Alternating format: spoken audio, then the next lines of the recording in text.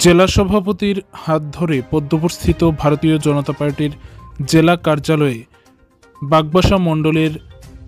১৭ জন স্থানীয় নেতৃত্ব সিপিআইএম ও কংগ্রেস দল ছেড়ে বিজেপিতে যোগদান করে। ২রা এপ্রিল মঙ্গলবার রাত আনুমানিক ১০টা নাগাদ উত্তর ত্রিপুরা জেলার জেলা সদর ধর্মনগর শহরের পদ্মপুরস্থিত ভারতীয় জনতা পার্টির জেলা কার্যালয়ে এই যোগদানটি অনুষ্ঠিত হয়, যেখানে কেশব ঘোষের উদ্যোগে ভারতীয় জনতা পার্টির উত্তর ত্রিপুরা জেলার জেলা সভাপতি কাজল দাস মহোদয়ের হাত ধরে বাগবাসা মণ্ডলের অন্তর্গত ১৭ জন স্থানীয় নেতৃত্বরা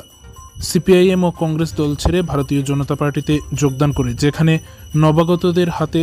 ভারতীয় জনতা পার্টির দলীয় পতাকা দিয়ে তাদের দলে বরণ করে নেন কাজল দাস মহোদয়।